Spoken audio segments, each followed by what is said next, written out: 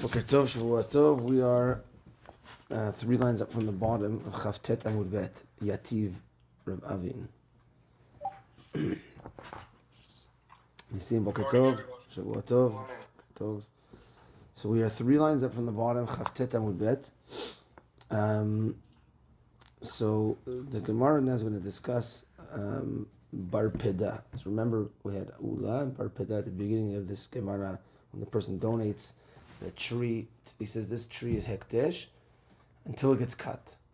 And then Ula said very easily, like once it gets cut, that Kedusha goes away. Bar Peda said, no, it doesn't work like that. Let's say before it gets cut, you say, I want to podeh this $100 tree onto this piece of silver, and now I'm going to give this piece of silver to the Beit HaMikdash. It doesn't work. Both of them agreed to that, we said, according to most explanations. But then, once it gets cut, Ula says Kedusha goes away. Bar Peda says, at this point, the Kedusha doesn't go away. But once you cut it, then you podeh it to something else. Then the Kedusha doesn't go back to the tree, and it stays on the silver, and now the Kedusha is off of the tree after it got cut. So, once you cut it, the Kedusha is still there, but now you have to be podeh to something else, and then the tree is freed up from the Kedusha. So that's Bar Peda's explanation. So the Gemara now discusses a little story as follows. Yativ Rav Avin Rav Yitzchak Berebi. Rav Avin and Rav Yitzchak Berebi were sitting Kamed Rav Yirmiyah, in front of Rav Yirmiyah. V'kam menamnem Rav Yirmiyah, and Rav Yirmiyah was dozing off. Yatvi v'kamri, they were sitting and they said the following, while Rav Yirmiyah was dozing off in front of them. Le Bar Peda, according to Bar Peda's opinion, the Amar, Pedan Chozrot v'kodshot, they said that the Pidyon keeps on going back and brings Kedusha back, meaning if you didn't cut it yet, so it brings the Kedusha back. And I say, oh no, I'm podeh to this. No, the Kedusha goes back. And then even when you cut it, now there's still Kedusha until you cut it. There's still Kedusha here. Podeh to something else, now it doesn't go back. According to that explanation, Tifshot, this could be an answer, this could give us an understanding on the following case. The Baya de Rav Hoshia. It can bring us an understanding to the question of Rav Hoshia. What's the question of Rav Hoshia? Hanoten shte prutot leisha. A person gives 2 prutot to a woman. A pruta is a very small coin, very small denomination, but that is the minimum needed to give to a woman to accept for marriage. Pruta. So under the chuppah, we tell the chatan, and we take the ring, we turn to the edim, we say, do you think this ring is worth at least a shaveh pruta? Nowadays, maybe 10 cents, something like that. Is it worth at least a shaveh pruta? Yes, okay. So, a man gives a woman 2 prutot. Hanoten shte prutot leisha.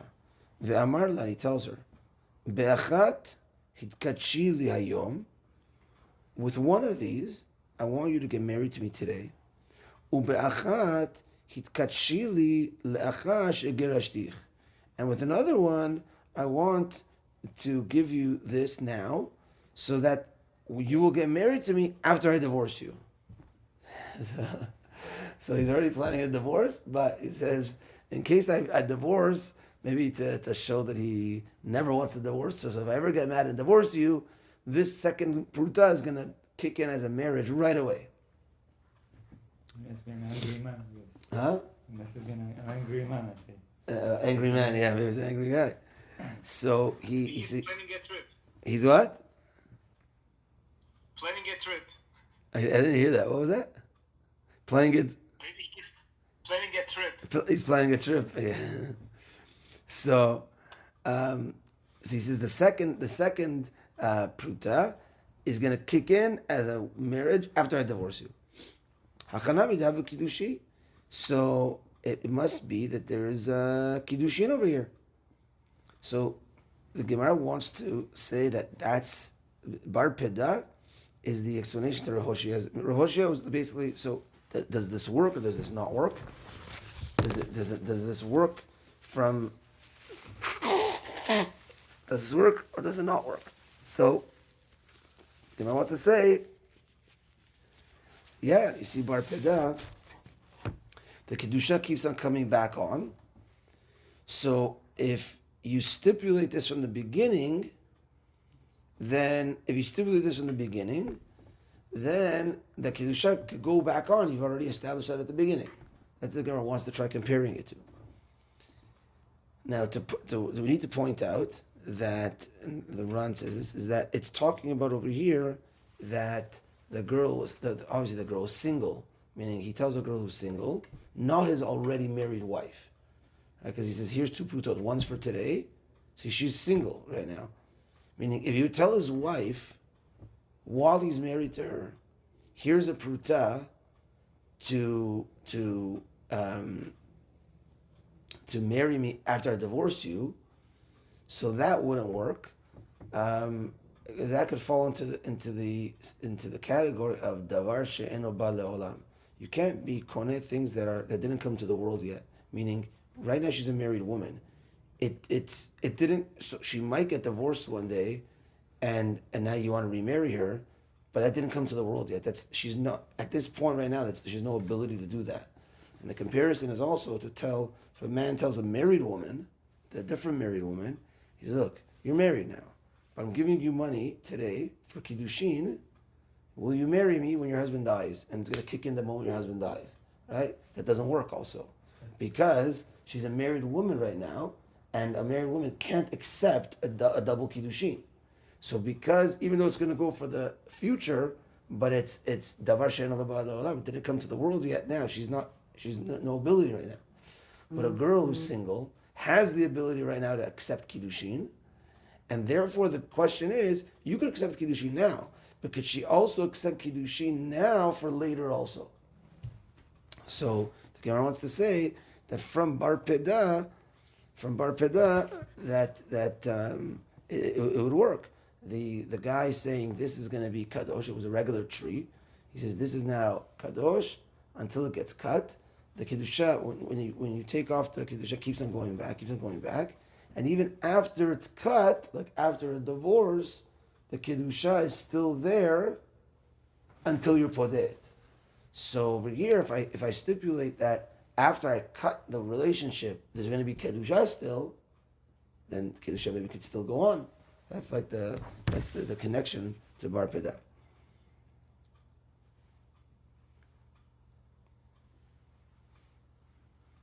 Okay, so the Gemara says, "Itar behu Rabbi Yirmiyah." Rabbi Yirmiyah woke up. He heard this discussion. He woke up. Amar lehu, Maika medamitun. What are you medameh? What are you comparing the two? Peda'anhu lepeda'um acherim. You're comparing where he does the pidyon, he does the redeeming, to a case of other people doing the redeeming. Hachi amar Rav Yochanan. This is what Rav Yochanan said. Peda'anhu chozrot v'ktushot. When he himself, the owner, does the pidyon, the kedusha is chozer. Peda'um acherim en chozrot v'ktushot. If other people do the pidyon does not go back. Ve'isha kepeda'ua acherim damya. And a woman is compared to when others do the pidyon. So Rav Yirmiyah says that this, you guys, it's an incorrect comparison. It's an incorrect comparison, because when the guy with the tree, it's his tree, he is the owner. He's the only one involved over here, that he does the kedusha on it and the pidyon. So maybe in that case, there could be a kedusha going on after the cutting. Whereas when a girl accepts kiddushin, so a girl is her own person. She's her own person. Now that you're giving her kiddushin, fine, she's yours. But the moment of divorce, she's not yours anymore. So you can't hold her from now for already later. That's like Pedaum Acherim. It's like other people could now have a hold on her, and therefore the kedusha is not going to go. It's not going to work. So he says to say that they're not comparable. Let's read that again in the Gemara, and then we'll read the Rosh. Actually, has a nice explanation on this. Let's read the Gemara again. Itar behu, 3 lines down. Itar behu, that's the word hitorer. He woke up. Rav Yirmiyah. They woke up Rav Yirmiyah. He woke up from this. Amar lehu, my kamedamitun. What are you medameh? What are you comparing the two? Peda'anhu le pedaum acherim. A case of he himself doing the pidyon, and a case of others doing the pidyon. Hachi amar Rav Yochanan. That's what Rav Yochanan said. Peda'anhu chozrot ekdushot. If he himself does the pidyon, the kedusha goes back to it. Peda'um acherim en chozrot ekdushot. If others do the pidyon, the kedusha doesn't go back. Ve'isha kepeda'u acherim damya. And a woman is compared to a pidyon of others. He's right. That makes sense. Yeah. She's not his, exactly. She's not owned by him. Yeah. You can even go to the end of the Gemara. Itmar Namin, it was said as well. Amar Rav Yirmiyah, Amar Rav Yochanan. It says Rav Yirmiyah in the name of Rav Yochanan. Meaning not just this story of Hoshea quoting Rav Yochanan, we also heard it from Rav Ami. Lo shanu alesh pedaun hu. The case of Bar Peda, that the Kedusha goes back, is Pedaun hu. He's the only one involved over here doing the redeeming. If others did the redeeming, it doesn't go back. Kedusha doesn't go back. Okay, let's see the Rosh. The Rosh, on the side of the Gemara, it starts with my kamedamitu. What are you comparing the two? Pedan hu le pedan acherim. What are you comparing the two? Pedan hu yachol להתנות לכשפתם ויהיו ברשותו ויחזרו ויקדשו. When he is the only one doing it, when he's being podeh, he can make a condition that now it's in my jurisdiction and I'm going to be mekadesh it again. The whole thing is his. When others are podeh, you don't have jurisdiction on what's in the hands of others.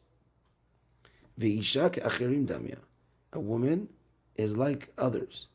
After a divorce, she is not in his jurisdiction to get married to him. Only from her own consent. Exactly. A tree, there's no consent over here. It's just yours.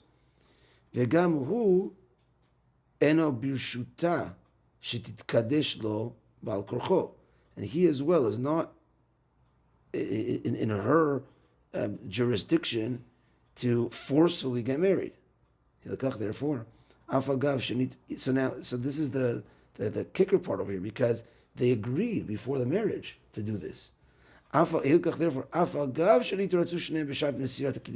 though they both agreed at the time of the giving of the kiddushin, the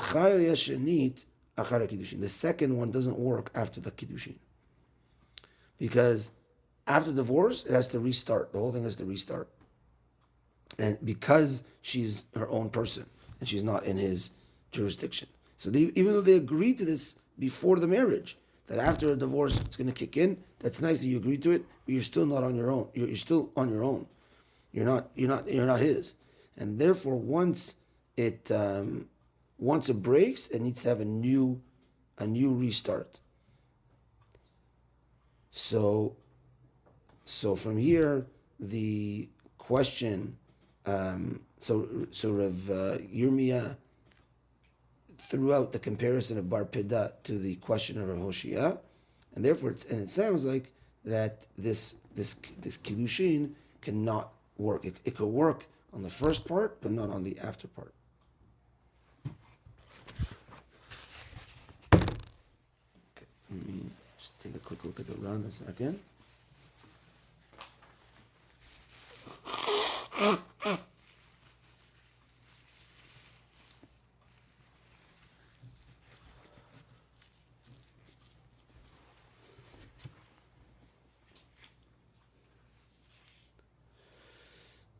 Yeah, the netiyot never went out of his jurisdiction. They're always his. They don't have a mind of their own.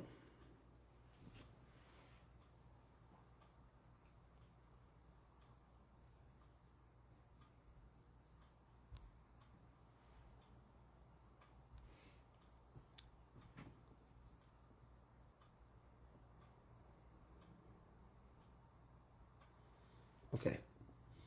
Let's go to the Mishnah. It says the Mishnah, Hanoder miyordeh hayam. Let's say a person makes a neder from sailors, people that go down to the sea. So you just, I don't want to benefit. I had a bad experience on a cruise. I don't want to benefit from any sailors. Mutar b'yoshvei yabasha. He is mutar to benefit from anyone that dwells on the land. If he says miyoshvei yabasha, if he says I don't want to benefit from anyone that dwells on land, asur miyordei hayam. He's also asur in people that go to the sea.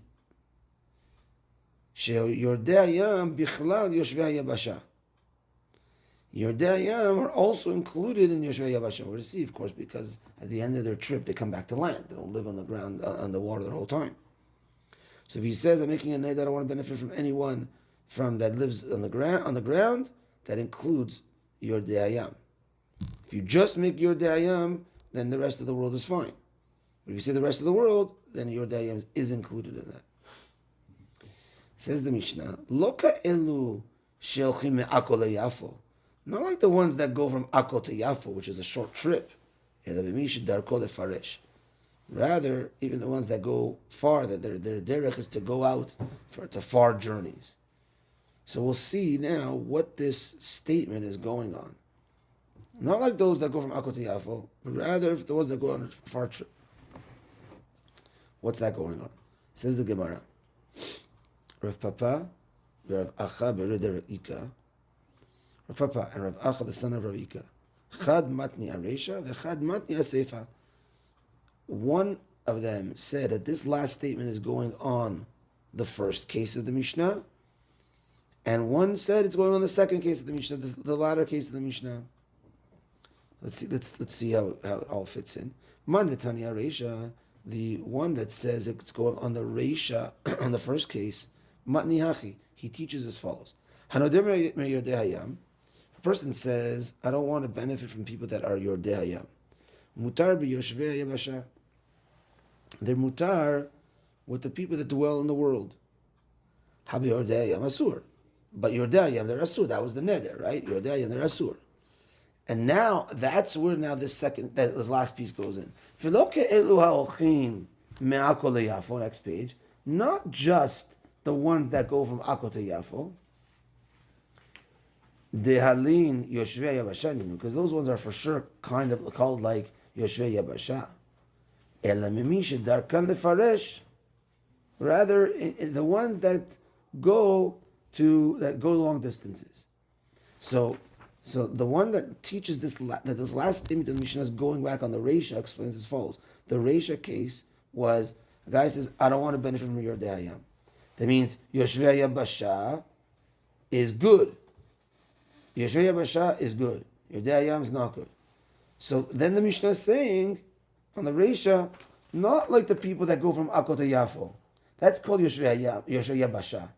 And therefore, I could benefit from those people. Even though, what do you mean? They're in the Yam. But those guys, they go from short distances. Akko to Yafo, it's a short distance. So those are people like Yoshvei Yabasha. What I'm talking about, the people that I'm not benefiting from, are people that go on far distances. So that's the explanation if you're using it for the Reisha. Next part of the Mishnah of the Gemara, second line down. Uman de matni hasefa, matni hachi. And the one that teaches it on the Seifa case, they teach it as follows. Hanoder b'yoshvei yabasha, asur b'yordei hayam.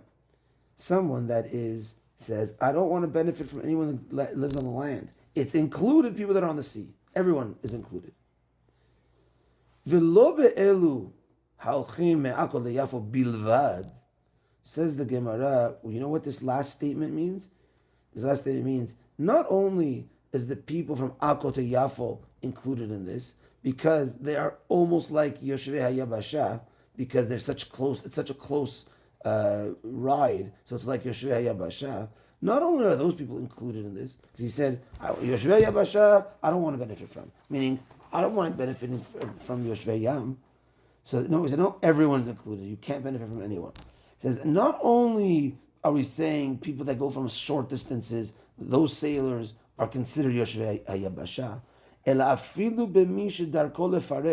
Even people that usually they go for long distances. Since they're ending in the Yabasha at the end of the day, they're ending on land, even though they go 6 months.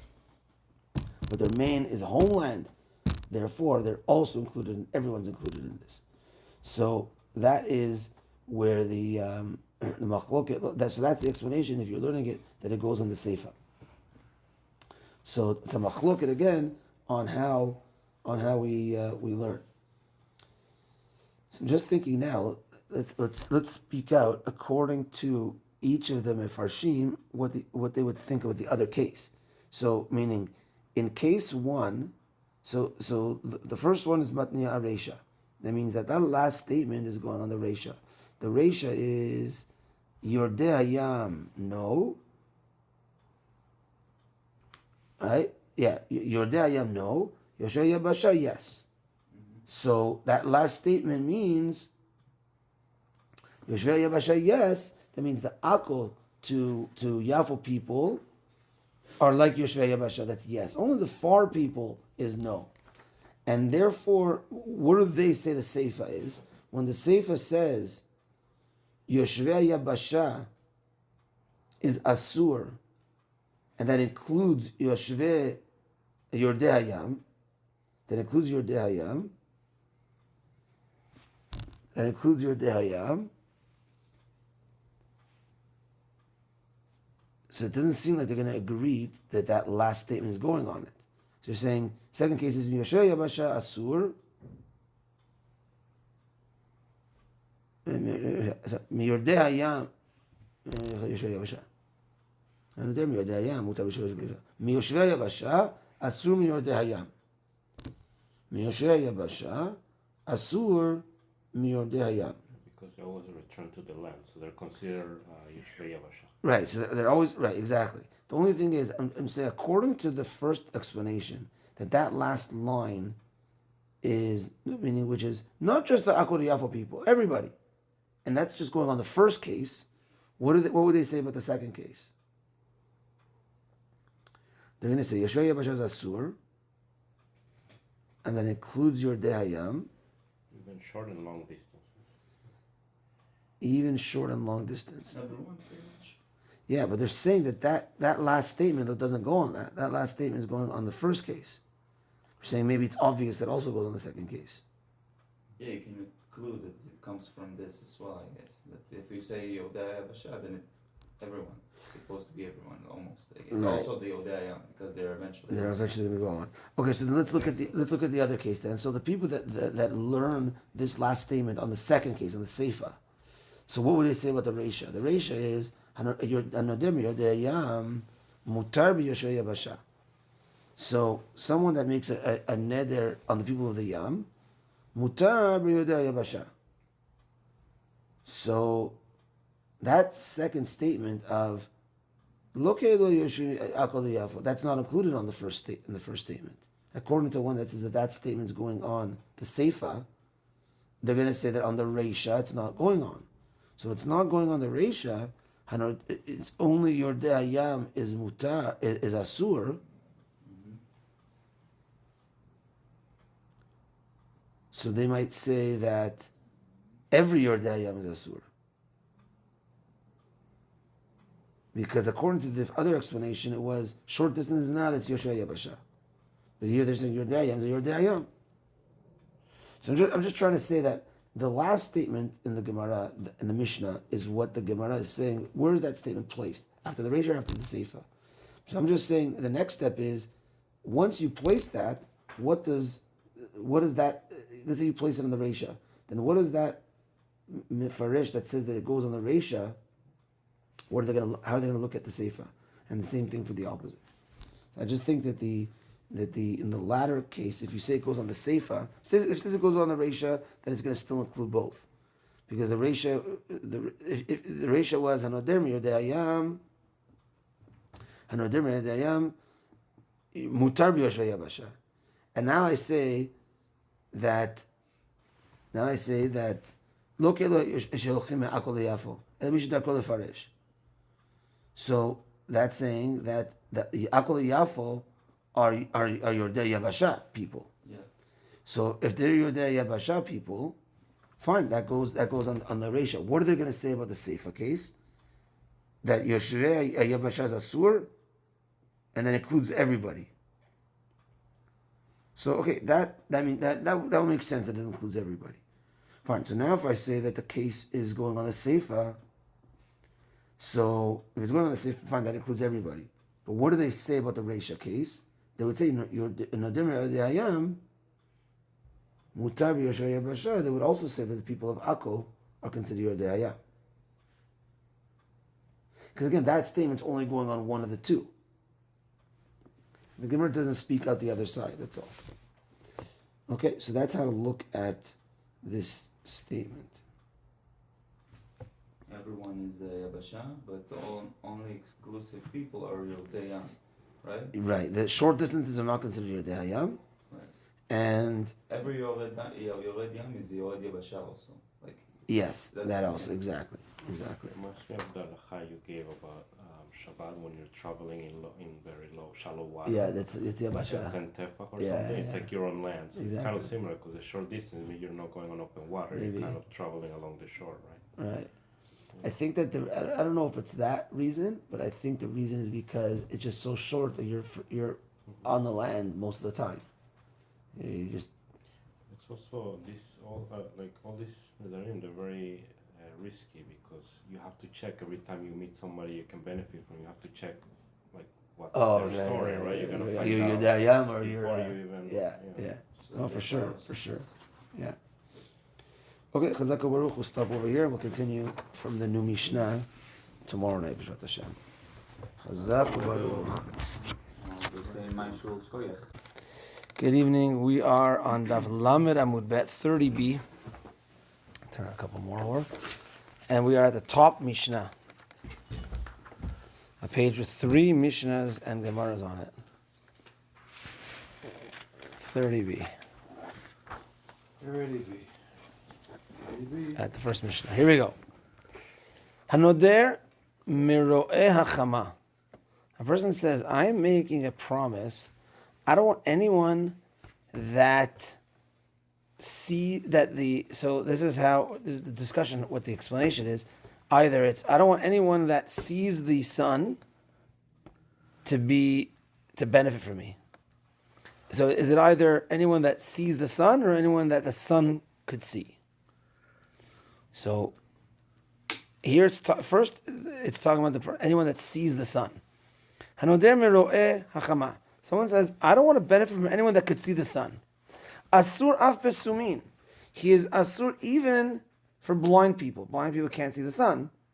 Yet that is included in his oath. Why? Because this guy didn't intend ela, rather the misha chamar ro'eh otan. This guy's intention was whatever the sun sees, not whoever could see the sun, even though it sounds like it. It's whatever the sun could see, and the sun could see blind people. The sun can see anybody. The sun can't see anybody. Right. Yeah, that's what it means. The sun shines on. Right? It's the rays. Yeah. So the Gemara asks, "Mai ta'ama?" What's the reason? Meaning, how do you know that this is what it means? The wording miro'eh chama, you could say it to be whoever sees the sun or whoever the sun sees, and for lack of a better purpose, that's what it means. I mean, shining, sun shining. But so, how do you know? Because the Mishnah is saying, by the way, it doesn't mean whoever could see the sun. It means whoever the sun could see. How do you know that? My time, what's the reasoning for that? Answers the Gemara, midelo ka'amar. Since the Mishnah did not say min haro'in, it didn't say min haro'in, and therefore, it could have said whoever could see. just in general. I don't want to benefit from anyone that could see. And then he would exclude people that are blind. He didn't say that. He said, I don't want to benefit from anyone that the sun could see. Or anyone miro'eh chama. So it must be talking about anything that the sun could see, not that whoever could see the sun. Because if he wants to only talk about people that could see the sun, then say people that could see, just in general. Whoever could see, I don't want to benefit from, or benefit from me. To include a blind person. But he didn't say that. Because he said, miro'eh chama, whoever the sun could see, whoever the sun could see or could see the sun, what we're meaning, it means whoever the sun could see. And therefore it's including blind people. So what is it excluding? Answers the Gemara, le'afuke dagim v'ubarim, to exclude fish and fetuses, where the sun can't get to the bottom of the water and can't see the fish and can't see babies in their mother's tummy. What about like worms in the ground and stuff like that, and hermits and hermits, people that don't go out of their come house. don't come out, live in tunnels. Gaza. Well, I'm not saying guys. I'm just saying, I'm just saying that it's like, Yeah, I assume that's included. I assume anything that where the sun don't shine. How about there you go? Here's the source for it. Wherever the sun don't shine, that's it. That's the source. You got it right now. You see, everything's from the Torah. You see that? Okay. All right. So that's Mishnah and Gemara number 1. Mishnah number 2. Hanoder mishchore harosh. If a guy says, I don't want to benefit from anyone who has a black head. We're talking about a hair of head, a head with hair on it. So he's saying anyone, but it's calling it black, and that's what we're going to see in the Gemara. Just say a guy with hair. He says, I'm not benefiting from people with a black head. Asur b'korachin. He's also asur people that have no hair. Uba'ale sevot. Like seva is old. Someone that's old means that they don't have black hair, they have like gray hair. So when a guy says, I don't want to benefit from anyone with black head, which is a guy that has hair, still included in that is a guy who's bald, and included in that is a guy with gray hair. We're going to see why including the bald guy or the gray hair guy, but it's including that. So what is he mutar in? What is not included in this? Umutar bin nashim ubektanim. The Mishnah tells us that who could benefit from? Women and children. Because they're not called shchorei harosh. They're not called blackheads. They're called people. It seems like that there was a lingo or a saying calling men were blackheads. Like how many shchorei harosh were there today? If you say anashim, you say people, how many anashim? In modern Hebrew it's all anashim. But if you say how many anashim were there, it's referring to women and children. If you say shchorei harosh, if you say shchorei harosh, it's referring to men. So if he says over here, I don't want to benefit from shchorei harosh, I don't want to benefit from black-headed, so that for sure is excluding women and children. And here it's saying it's including people that are bald and people that have gray hair, white hair. Let's see the Gemara. What? Gray hair and bald. Gray hair and bald. That's good.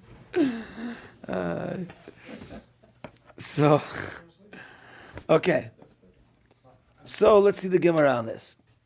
The Gemara says, "My tama." How do you know that this is including?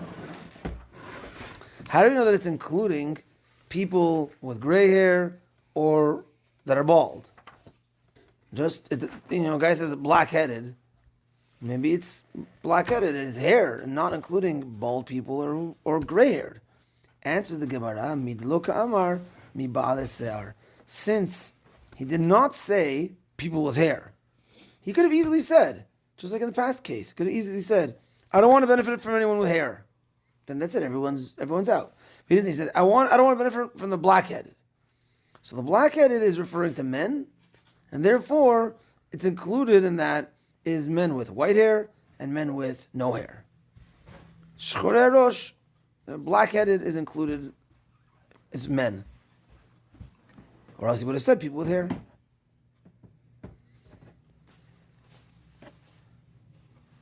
The Gemara continues, Umutar benashim ubektanim, and you're allowed to benefit from women and children. And nikrim shchorei harosh el anashim. They're not called shchorei harosh, they're called anashim. My tama, what's the reasoning for this? Why is it that men are called shchorei harosh, black-headed, and not women, not children? So the Gemara explains, anashim, zimnin, and this gives you an insight into as the way things are supposed to be and the way things were supposed to be. Anashim, men, zimnin demichsu rishayu, zimnin demiglu rishayu. Men, sometimes their head is covered, sometimes their head is not covered. Aval nashim, but women, leolam michsu, their hair is always covered. Viktanim, leolam miglu, and children, their head is always uncovered. Little children, their head is always uncovered. So, what's going on is as follows. The Gemara asks the question, my tama, how do we know that, we said shchorei rosh, we said the black-headed, and we said that that's excluding women and children. So, how do we know that? Why is it excluding women and children? Why is it excluding women and children? What's the Gemara's question? The Gemara's question is, but aren't women, not only married women, cover their head? Yeah, I mean, what's the meaning of blackhead? Unmarried, they don't cover their head. right. So So maybe that's connect. That's the ketanim, the young ones, because girls will get married younger. Was it Girls the get house girls back get then? married at 13. it doesn't matter. It's still. But kids, this is Was kids. it the halacha back then? We're talking about 2,000 years ago. This is just the way I things wasn't were. around. What did I say? Sorry, my time out. But this stuff like this. head But this is coverings are supposed to be like beyond newer. time. It's not time sensitive. Oh, it is. No. Most of the stuff are newer. What is the Kippah reason and all for these head this coverings like idiomatic 400 years old. meaning? What does that before mean? that people wouldn't The put back on of the- kippas and etc. The bracket they're using it as to say I What is have it? mine. Yeah. What is the hair covering?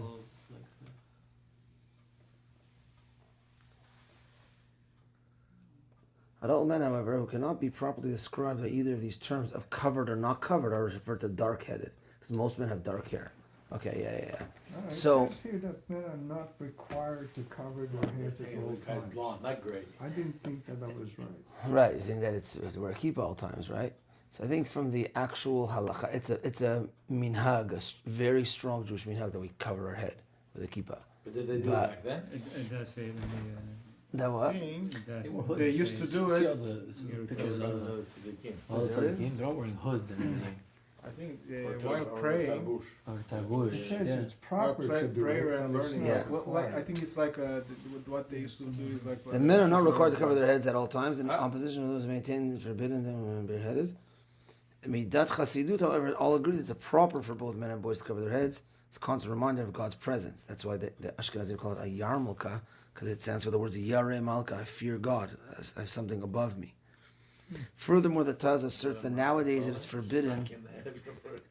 Yeah, the Taz is forbidden. There's actually a Gemara recently that I saw in Masechet Kiddushin, Chavtet, that says there was Rav. The story goes about Rav Chizda that told. I just know because I just taught it recently. Rav Chizda told Rav Himnuna. Rav Chizda told Rav Huna, I heard about this Rav Himnuna. He's a great man. Next time you see him, tell him I want to see him. Rav Huna sees Rav Himnuna. And he's Rav Himnuna's not wearing a kippah, not wearing a head covering. He's like, you're Rav Himnuna, like, where's your head covering? So he said, I'm not married.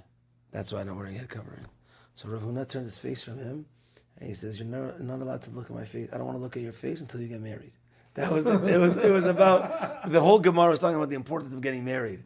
So he says like not, but he didn't say it for the kippah. He says, "Why are you wearing a kippah?" No, I'm not married. He's not married. That's like he didn't attack the kippah part afterwards. He attacked the don't look at me till you get married. That was the. But you see over there also that there were certain situations where they didn't wear a head covering. Okay, so the Gemara's question here was, why are we describing the man as the black-headed?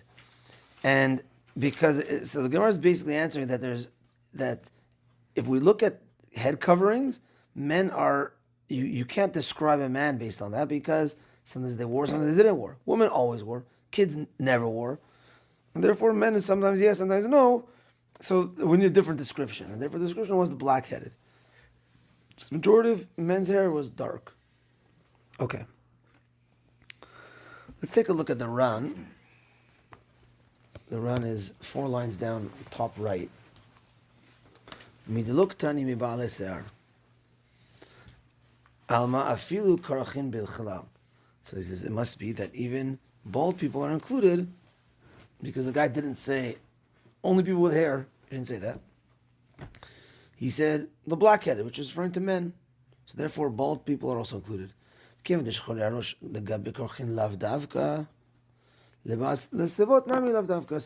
for bald people, it's not specific guys with black hair. So therefore, even guys with white hair, it's also included. Therefore, Amar deki Amar shchorei harosh leotam she'adam meta'er otam b'shchorei harosh nitkaven. So therefore, when he says to the black-headed, it doesn't mean literally people with black hair, but it's referring to men that are described as black-headed. דהיינו אנשים, משום דזימנים נכנסו לשהיון וזימנים נגלו, אפשר לתאר אותם, since sometimes they cover their hair, sometimes they don't cover their hair, you can't describe them in a way of if they wear head coverings or not. לא במכוסי הראש, לא גילדי הראש. Not people that have head coverings or no head coverings. ונקראים שחור הראש, לפי שרובן של האנשים ראשן שחור. It's interesting here. He says the reason why they're called the black-headed is because most men have black hair. Right? But women, since they always cover their hair, Chosei Harosh, Adam meta'er otam, v'ktanim, Gulei Harosh, Adam meta'er otam. Okay, yeah, so the same thing like we just explained. Okay, here we go. Next Mishnah. This is a little bit of a back and forth here. Let's we'll get it clear. Hanoder min hayilodim. Mutar banoladim. A guy says, I don't want to benefit from yilodim. What's yilodim? Yilodim means people that have already been born. I don't want to benefit from anyone that's been born. Mutar banoladim. You're allowed to benefit from people that have not been born yet. That's noladim. Yilodim is already born. Noladim is not yet born. Mina noladim. Now let's say the guy says, I don't want to benefit from people that have not yet been born. Asur mina yilodim. Says the Mishnah, the Tanna Kama says, even though the guy says, I don't want to benefit from anyone that's not yet been born, it includes people that have already been born. That's what the Tanna Kama says. See how that works out. Like you don't benefit from anybody. Right, so we'll see what the Gemara says about that. I think the Gemara will explain. Oh, I think the Ran's going to explain that.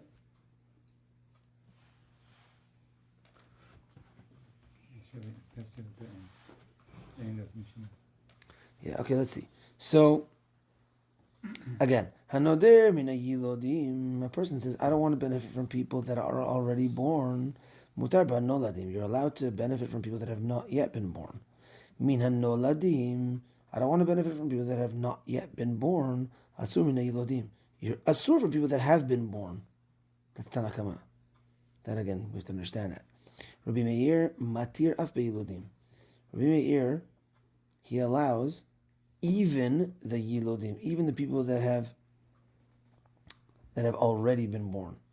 So it seems like it's going on this last case. The guy says, I don't want to benefit from people that are born. That have, it's already confusing. Min hanoladim asur min hayilodim. Rabbi Meir matir af bayilodim. Noladim is not yet born. So guys, I don't want to benefit from people that are not yet born. The first explanation says that includes people that are already born. Rabbi Meir says matir af bayilodim. No, it's you're allowed to benefit from people that have already been born. The only question is, what is the word af over here? Af means even. He even allows, even comes to include something else. We'll see what that means. Chachamim say, lo nitkaven ze ele b'mi shedarko lehivaled. This person intended for people that b'mi shedarko lehivaled, that its derech is to have to give birth. That's what he meant. He doesn't want to benefit from things that have like the normal ways to give birth. The Gemara is going to explain to exclude things that are born from eggs, like chicken, like fish, that are born from eggs. So that's what he doesn't want to. That's what he's excluding. I mean, his intention is things that are normal in giving birth. Okay.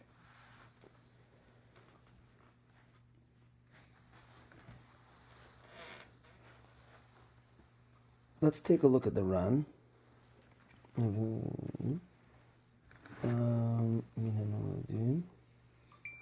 then the Ran's in the Gemara. Well, let's do the Gemara and then we'll look at the Ran. Okay, Gemara.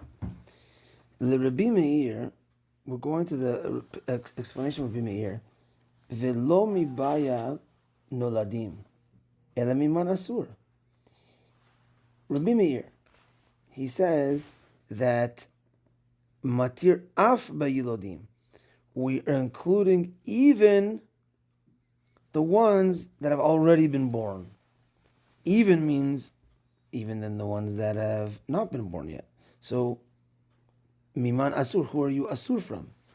Meaning the guy said a statement, I don't want to benefit from people that have not yet been born. Rabbi Meir says, even the people that have been born already is okay. Even means even the people that have not yet been born. So the Gemara is asking, then who are you asur from? Rabbi Meir velo mibaya noladim ela miman asur. So if you're not talking about, if we're including noladim, because you said af, even yilodim, which means including noladim, then who are you asur from? And Gemara answers, chasura mechsera. An answer that comes up once in a while, that there was a few words missing in the Mishnah, and this is what it meant to say. Here is the revised version of the Mishnah. Hanodar mina yiludim mutar banoladim. Someone says, I don't want to benefit from people that have been born, so they are mutar in people that have not yet been born. That everyone agrees. Mina noladim asuraf bayilodim. But then, if a person says, I don't want to benefit from people that have not yet been born, it includes people that have been born already. That's the first Tanakama. Rabbi Meir Omer, Rabbi Meir says, Af hanoder mina noladim. Rabbi Meir says, even if you are making an oath for the noladim, for the people that have not yet been born, that you don't want to benefit from them, mutar bayilodim. You are allowed to benefit from those that have been born already. Just like a case of the noder mina yilodim mutar ben noladim, just like a case of where you are making a promise that you don't want to benefit from people that have already been born, that you are allowed in the people that have not yet been born. So the Gemara is basically making this af, this even of Rabbi Meir, to make it that we're even in that case. So it's basically the way that we would understand Rabbi Meir. Matir av bayilodim is basically matir bayilodim. When a guy says, I don't want to benefit from people that have already been born, Rabbi Meir says, you are then allowed people that have been born already. Basically, Rabbi Meir's explanation is, the guy's just asur on what he says. He's not asur on the other thing. So if he says, I don't want to benefit from people that have been born, that's all he's asur. I don't want to benefit from people that have not yet been born. That's the only thing he's asur. That's Rabbi Meir's explanation. Why would somebody say that? You're right. That's in all these cases. Why would someone say this? Yeah. people say stupid things when they're angry, when they're who knows what, right? So There's a question. Like, You know? you cannot make a nether against Torah. That's we settled down with that, right? So if you say like I'm not going to benefit like pretty much all the society, like all the adults, you cannot have a minyan. You cannot have. You cannot learn anything with anybody, and you cannot do business. So this is almost against Torah. Like, how can you say that? And how like you can say that, of course, but like how it's mutar, like it shouldn't be. how does it hold? Yeah, because like it's like saying like But You're saying goodbye. You're saying I don't want to be part of humanity. yeah. So if you say, so he said, if a guy says, I don't want to, I'm making a promise not to ever wear tefillin again, right? So if you're or I don't like or really like I promise. I guess that the mitzvah of tefillin is not a mitzvah, or then you say you can't make a promise against the Torah. and this is I think against Torah. It says technically you could wiggle around that, you could live on your own island and do your own thing. Technically, if one were to, you should. Yeah, but then there's a lot of things you minyan. can't do when you don't have minyan. Yeah, a lot of things you can't do. So then, But is it now like if you're in that let's say if a person's in that circumstance, then COVID, So or you're whatever, you just live like- b'yachid. You But are you just don't- declaring that I'm refusing to go Bet Hamikdash. I'm refusing to go to Bet Midrash. Like, you are refusing to do all those mitzvot. Like you are not living in an island. You are living in the actual world where you are able to do it right now. How does the And you are neder just- work? What? Yeah, Well, like there- you're just there is no- prohibiting yourself to do those. There's no time frame for the nether.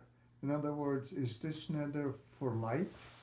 Or is it just restricted to a certain period of time? Because we don't know how many people are going to be born tomorrow. Right. So these generally last for life, unless you put you stipulate a time, unless you stipulate 30 days, whatever it is. This Yeah, is a there's life no- thing. there's Now, nothing. my, if someone did this, the first time they need anything, you benefit from humanity.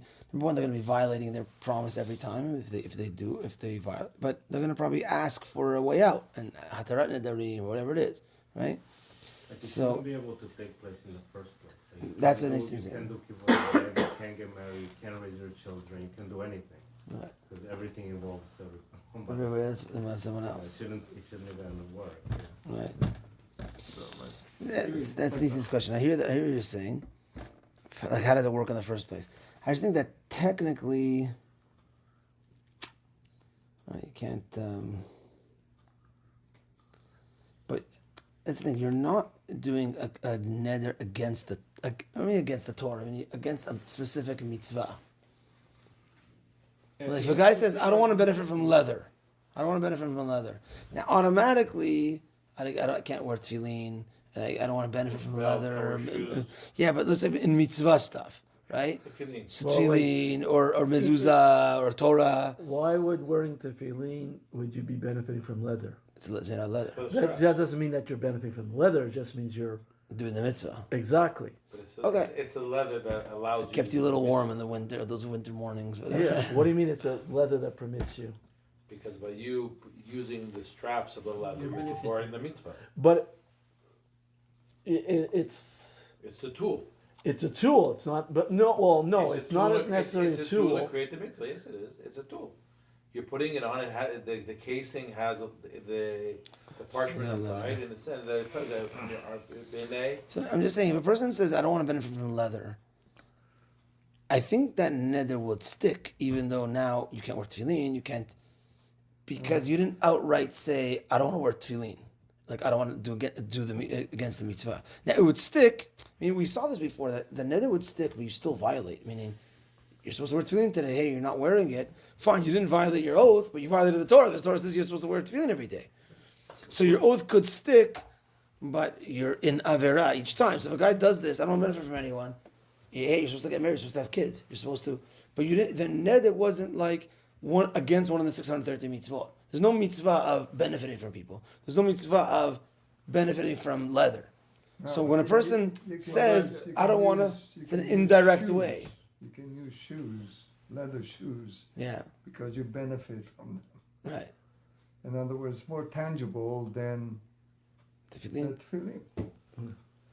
But you know, there's other things, not all shoes Yeah. are made of leather. No, You that's do not true. stick So- with the Yeah, but tefillin that because forbids since you, he's obligated to do it, from wearing them. that From wearing is leather not shoes. like Yes. That I understand, but for, the tefillin part, I don't understand, because you're not, You do that every day. you know, because, no, what I'm saying is you're not benefiting from the leather. What was See, that the again? reason What why was you buy leather What shoes was the thing? is because they give you a certain amount of comfort different. Tefillin, Where because he's the obligated to do the leather in the tefillin is not, It's not the same. Yeah, It's not no, the but same. we saw this before, that the nether, yeah, the that's nether what I'm would saying. stick. I don't think if I say I You want still get an leather, averah. leather, If you put tefillin on, then you get an averah of violating your nether. But because I think we said nether mashakatu Torah is a nether against what's written in the Torah. It says you have to wear tefillin. I make a nether. I'm not wearing tefillin. Then you can't make that nether that falls apart. You can't make a nether. I make a nether. I'm not doing the mitzvahs of the Torah. Then you can't do that. It doesn't even stick. But a nether now that causes an indirect. I think it sticks, but you still have to do the mitzvah, and you get an averah if you don't do that mitzvah. But you didn't violate your nether. Yeah, that's what I think's going on. But I think with the research, I'm sure some ask you a question here. I just didn't see that from the Mefarshim on the page. Okay, so we have answered for Rabbi Meir. That when Rabbi Meir says "af bilodim," even the yilodim, it meant even in that case. Rabbi Meir, even in the case when a person says, "I'm not benefiting from people that are not yet born," then you are allowed to benefit from people that have been born. So again, Rabbi Meir's opinion is you are your oath, your nether sticks to what you said. But I don't want to benefit from people that have been born. Then that's it. That's what it sticks to. I don't want to benefit from people that have not yet been born. Then that's what it sticks to. Okay. Amar le Rav Papa le Abaye.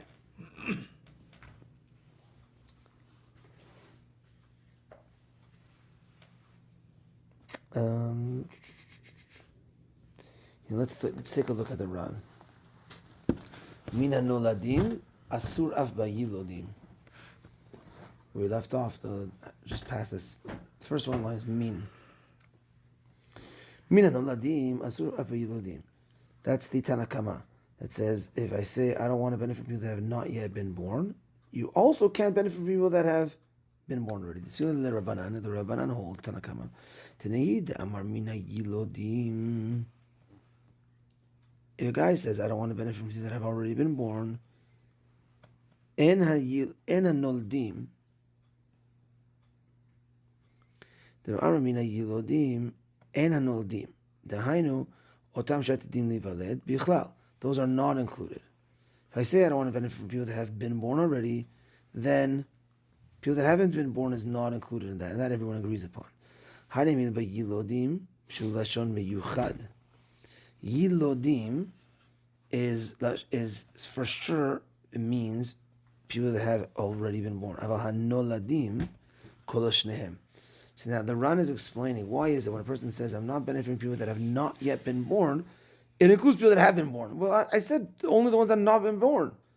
No, because we're talking about the Hebrew wording, and the word noladim koloshnehem includes both terminologies. The word noladim includes people that have not yet been born and people that have been born. Because that terminology includes both, even though you had intention for one, it includes both, and you can't benefit from either. That is the Rabbanan's explanation. Rabbi Meir Palig, Rabbi Meir argues, Nami ve'amar tekiyech denoder mina yilodim. Just like when a person says, I don't want to benefit from people that have already been born, people that have not yet been born is not included. Hachanami, so too, when a person says, I don't want to benefit from people that have not yet been born, then people that have been born already is not included. That's the af that we're explaining over here. Even in that case, it's not even to include the other one, but rather even in that case, you are only not allowed to benefit from the one that you said. Okay, perfect. We got that explanation. Excellent. Let's go back to the Gemara. Last word on the lines of Rav Papa, 3, 6, 11 lines up from the bottom. Amar le Rav Papa le Abaye. Rav Papa tells Abaye, Lememra de noladim de mityadlan mashma. Are you telling me that the word noladim means people that have not yet been born? Is that what the translation of nolad means? People that have not yet been born? Elamata, let me show you a pasuk that says otherwise. Shnei banecha hanoladim lecha be'eretz Mitzrayim. This is Yaakov Avinu telling Yosef HaTzadik, your two sons, Ephraim and Menashe, that have been born in Mitzrayim. And it uses the words noladim. But they were already born. Hachanami de yaledanu. Are you telling me that they have not yet been born? So they have been born. Ve'elamai de yalidu mashma. Hachanami de yaledanu. They were already born. Ve'elamai de yalidu mashma. So therefore you want to say that noladim means unborn already? I'll show you that it doesn't mean unborn. Okay, so the question is, right off the bat, it's a long question. The first part of the question is, the word noladim. We've been translating the whole time as unborn. He says, really? There's a pasuk that says, your two sons that have been born in Mitzrayim, it uses the word noladim, and they were in fact already born. So why does the Torah use the word noladim? So maybe the word noladim means already born. Wouldn't they use shinoldu as being past already? Yeah, it could be, but It would have been clearer. Yeah. Shinoldu. but maybe They were born. it's all to explain to us what noladim means. So maybe that's like to Davka use that word for this Gemara to teach us what does noladim mean. Yeah, for sure in modern Hebrew in our it makes sense. But maybe it's to explain this exact thing. What does nolad mean or not? So here, Yaakov Avinu is telling Yosef HaTzadik, your two sons had noladim lecha, but they were already born. So noladim means already born. Ve'elamai de yalidu mashma. Therefore, you'll say that maybe noladim means unborn. Elameata dichtiv, hine ben nolad lebet David, Yoshiyahu shemo. There's another pasuk of there was a son nolad that was born in the house of David. His name was Yoshiyahu. Hachinami dava. This case as well as a case that he was already born. V'ha adayin Menashe loba. And Menashe, the grandfather of Yoshiyahu, didn't even arrive yet. There's two Menashes here, Ephraim Menashe, and Menashe of the grandson of Yoshiyahu. So this was a nevuah. Hine ben nolad lebet David. A son is going to be born in the house of David. Yoshiyahu shemo. Yoshiyahu is his name. But he was already so. Hachinami David. He was already born.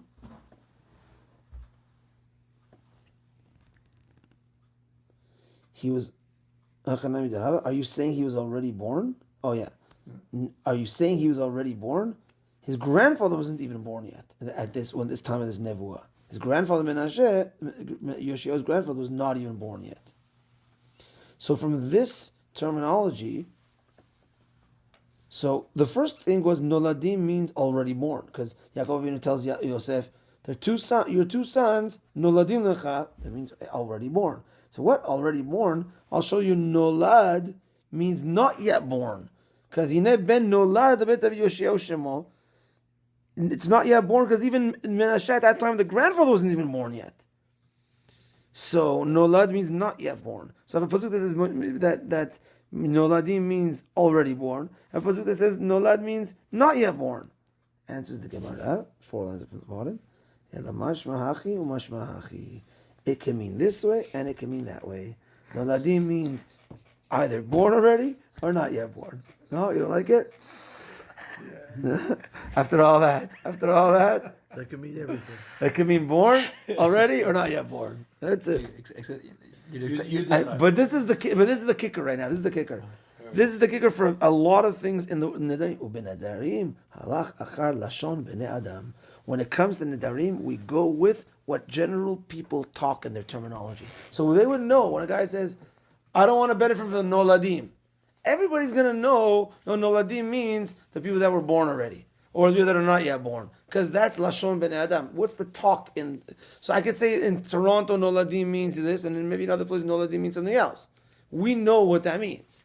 Right, so that's the important thing here of this word noladim, and this important rule in the laws of nedarim. We go with lashon ben adam, and therefore the machloket of Rabbi Meir and Tanakama is what indeed is the lashon ben adam. So the Tanakama says when a guy says I don't want to benefit from noladim, it includes yilodim. Why does it include yilodim? It includes people that are already born. Why? Because noladim means people that are already born also.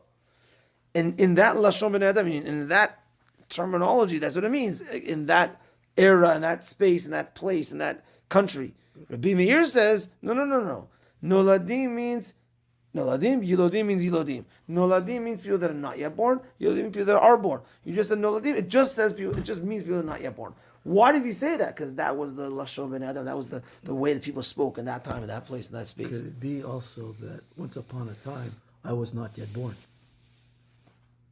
That is true. So you want to say that when a guy says, I don't want to benefit from people that are not yet born. It's those that are Everybody. That means including That means everybody. everybody. Because everybody was at one point, not yet born. Okay, that gives an explanation to that understanding. Okay, I hear that. But we said the explanation was what was the explanation to understand that?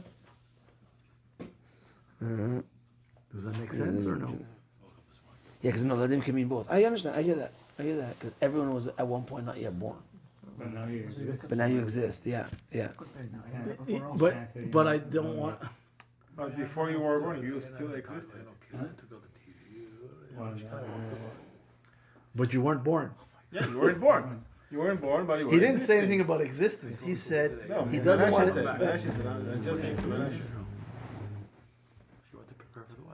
I mean, probably exists in different By Menashe, I mean this Menashe, not David's grandson. The packages. Yeah, it's go to a very hall and you say, confusing. Yeah, a little bit of a confusing one.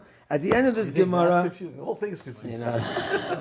we have two more lines. But at the end of this Gemara, we see there's a machloket as far as what noladim means. We bring psukim. Because at the end of the day, a pasuk is the strongest proof. It's a pasuk in the Torah. It's a pasuk in Tanakh. It's the strongest proof to what the translation is. And one pasuk it means already born. One pasuk it means not yet born. So it can mean either. But at the end of the day, you have to go into what is the general lingo of using noladim. Like I said, nowadays in Hebrew, there's words that in the time of the Torah was a little bit different, etc. But what is the lingo? What does it mean? So would it be a word like creature? Like he's a creature, like everything is creature. The ones that are born or that are not born. Yeah, a word that could mean sometimes like this or sometimes like that. That's yeah. Let's see, or like maybe the word that you just came up with is the word creature. Maybe there was a time when you hear creature nowadays, you think of an animal, you think of like a insect, you think of a frog, a creature. Downtown. Exactly, right? But could have been in modern and very high class English, us creatures referring to human beings. Also, we are creatures, but when people say creatures, like if you say, "Oh my gosh, there's so many creatures there today," you think like mice. Mice. There's something like we are creatures of habit. yeah. So, but it could be a time, like say in England, say, "Oh, there's so many creatures there today," and you think like people, right? So you can understand that word creature can mean this, it can mean that. That was a good example. That ended up being. In Ladino also we use like the word creatura, like creature. Oh yeah, that's right. Criatura is a kid. Like it means Criatura. kid. I never thought of it like that. Yeah, creature. Criatura is creature. Yeah. Those criaturas. Creature is It's a child. The child. A kid. Yeah, But what are the word it's creature. criatura? Creature. Yeah. Interesting. Criatura del Señor. What? That's the Criatura expression. of It's the the creation of God. of God. Criatura del Señor. Answer it. Yeah, like You're the criaturas because they're acting like creatures. How do you know Ladino? Ladino is Turkish. Turkish is Ladino. we speak Ladino. I mean, Yeah, from Spain. I'm not good, but directly. like that's what we speak. Yeah, I mean, Spanish Morocco. My mother, my mother-in-law, Ladino fluently. Yeah, but the thing is Venezuela or Spain. Familia. Yeah, The Spain spoke northern Ladino. Yeah, so we went to Morocco, and they didn't speak like the natural country didn't speak Ladino, but we brought it with us. The Spanish that we have is from Spain. Yeah, right. So too, Turkey, Greece didn't speak Spanish. Like in the natural countries didn't speak Spanish. People that went to different countries like Venezuela, it could have got mixed in because the locals speak Spanish, and this is like a very close to Spanish. But people that kept it all the time, like Turkish and Greek, for 500 years, everybody around them speaking languages so foreign. So the thing is, Tangiers know that even the Goyim spoke Spanish. Right. So the Goyim don't speak Ladino and Turkish in Turkey. No, you But see, the Goyim don't nothing. speak Ladino at all. No, I know, but let's say Goyim in Venezuela speak Spanish. Yeah, but Goyim in Ladino- but Ladino Tangiers, is different. I know that, but it's very, very similar. It's very similar. Similar, but a So lot that's of why there words was are like a crossover. Yiddish. But in like Yiddish and Tangiers, German. It's like Yiddish and German. yeah, in Tangiers they spoke the Goyim spoke Spanish also. So it was like close to Spain. So that's why there's a little bit of crossover. There they had it pure because they went to countries that didn't speak nothing. They speak like I'm totally not sure how different. pure it is because like we have Over years, like, yeah, but still, Turkish words, whatever. Arabic words, Oh, like, okay, they entered it. Hebrew Yeah. word, like a lot of Hebrew words. Yeah, even Ladino. Yeah, but like Chaketia. Chaketia. Sakana. Yeah. Like, right? They say a lot of words. Like I grew up thinking sakana was a Spanish word. Like, Ladino's Spanish. It was a sakana. It's a Sakana. sakana is a Hebrew word. Oh, there's a lot of words that they use that are. Neshama. Yeah. Yeah. Mi neshama. Yeah. Like not neshama shit. Mi neshama. Mina Shama. Yeah. Yeah. Okay, so the last two lines, I spoke this out actually we did the Mishnah. Chachamim omrim lo nitkaven ze ele mi shedarko lehivaled. So he says, the Chachamim say, what it's talking about is things that, to explain the Tanakama, things that give birth. That's what it means. As opposed to lafuke mai, to exclude what? Lafuke dagim ve'ofot, to exclude fish and birds that don't give birth, they come from eggs, and therefore that he would benefit from. If he says, I don't want to benefit from anything that's birth, either already born, or that's that whole discussion. But for sure, it's excluding things that come from eggs. Dagim ve'ofot, in the bottom run, shen matilim betzim velo mitzeru b'ma'iman. They come from eggs and not from the mother's womb. Okay, Chazak Baruch, 3 Mishnayot and 3 Gemaras in one page. Roladin comes from I this think word. 1, 2, 3, Roladin. 4. Well, 4.